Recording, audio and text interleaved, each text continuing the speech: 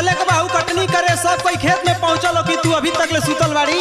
हम कई बेर कह देली ना कि हमसे कटनी मटनी ना होई। चल पहले शांति से कुल में हसुआ हसुआ गुरु उठाओ चल जा खेत में। ना हो हम ना जाई ना। काहे ना जाइबू चल की सुना गोर दहिया जाई सावराई रजाऊ गोर दहिया जाई सावराई रजाऊ गोर दहिया जाई सावराई रजाऊ गोर दहिया जाई सावराई रजाऊ कइले नइखे हम कब कटनी ना धनवा कटाई रजऊ।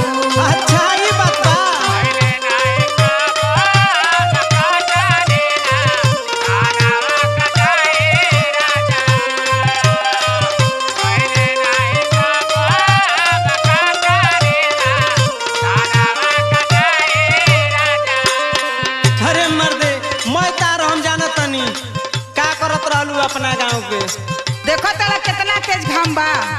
घाम बा पहले हऊ तार लौकता मैं सिवान में हऊ जियान होताटे। तोके तो तनको हमार मोहब्बत ना लगेला। सुनो पहले है बोला जानत तानी सब काम कइले बाड़ू हो। जानत तानी सब काम कइले बाड़ू।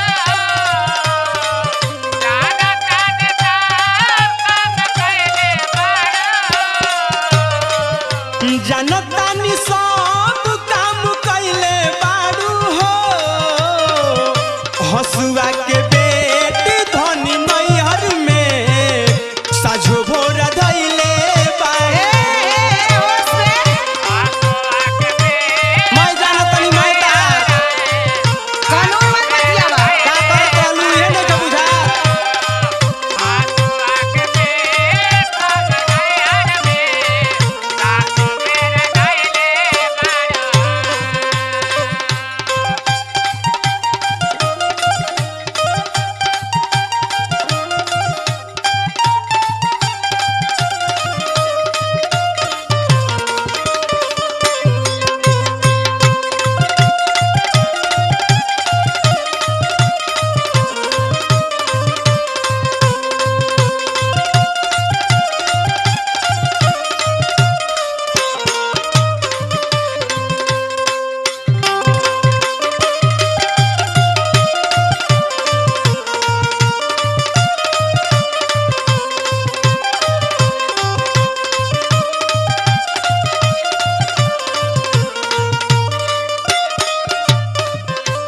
अच्छा तो सुना हाँ बोला।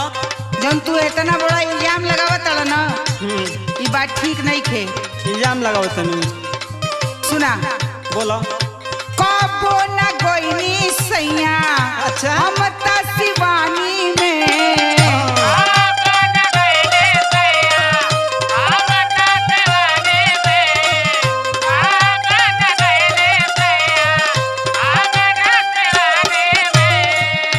ना गईनी खेते नाही गईनी खरी हानि में।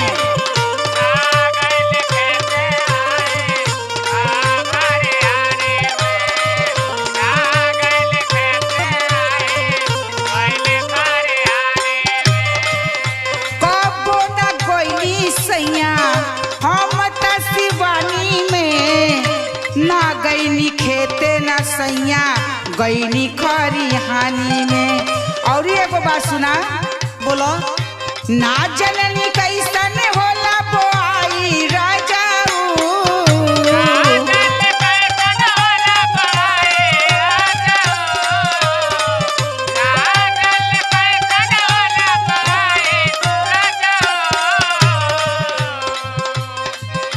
ना जननी कैसन होला बोआई राजाऊ। कबो हम नइखे कइले कटनी धनवा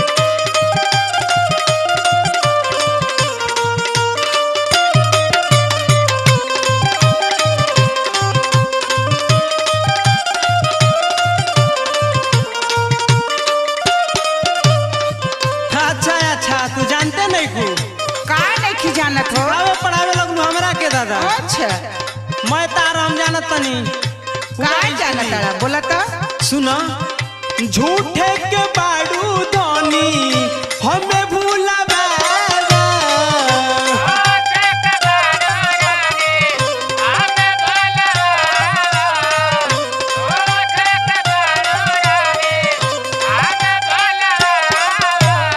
बुर्बक मत बनावा सुनो का बुर्बक बनावत है हो तू बुर्बक बनेलू दादा अच्छा झूठे के बाड़ू धनी हमें भूलावा छाता लेके नैहर में रहलू बकरी चरावा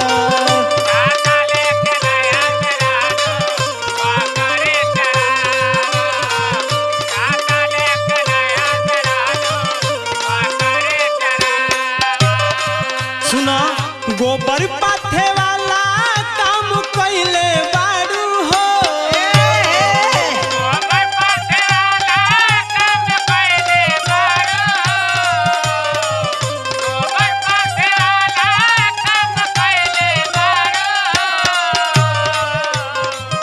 गोबर पाथे